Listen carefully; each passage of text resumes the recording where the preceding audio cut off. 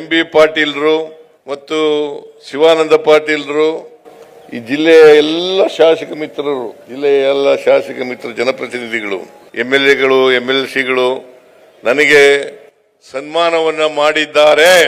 ಕಾರಣ ಯಾಕಪ್ಪ ಅಂತಂದ್ರೆ, ನಾನು ದಿವಂಗತ ದೇವರಾಜ ಅರಸರವರು ಅವರ ಎಷ್ಟು ವರ್ಷಗಳ ಅವಧಿ ಇತ್ತು, 7 ವರ್ಷ 239 ದಿನಗಳು ಅವರಿದ್ರು. ನಾನು 6ನೇ ತಾರೀಕಿಗೆ ಅದು ಸಮ ಆಯಿತು. ಈ ವರ್ಷ 2026 ಜನವರಿ 6ನೇ ತಾರೀಕಿಗೆ ಸಮ ಆಯಿತು.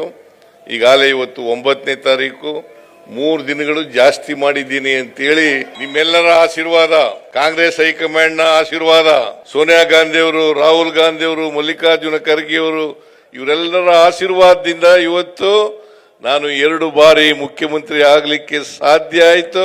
ಅಷ್ಟೇ ಅಲ್ಲ, ಕರ್ನಾಟಕದಲ್ಲಿ ಹೆಚ್ಚು ದಿನಗಳ ಕಾಲ ಮುಖ್ಯಮಂತ್ರಿ ಆಗಿರ್ತಕ್ಕಂಥದ್ದು, ದೀರ್ಘಾವಧಿ ಕಾಲ ಮುಖ್ಯಮಂತ್ರಿ ಆಗಿರ್ತಕ್ಕಂಥ ಅವಕಾಶನೂ ಕೂಡ ಸಿಕ್ಕಿದೆ.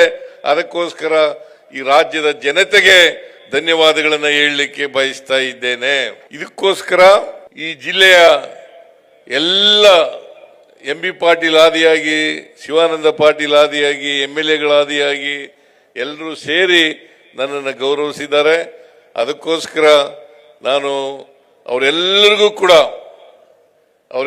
ಕೂಡ ಕೃತಜ್ಞತೆಗಳನ್ನು ಸಲ್ಲಿಸಲಿಕ್ಕೆ ಬಯಸ್ತಾ ಇದ್ದೇನೆ ಅಂತಕ್ಕಂಥ ಮಾತುಗಳನ್ನು ಹೇಳಲಿಕ್ಕೆ ಬಯಸ್ತಾ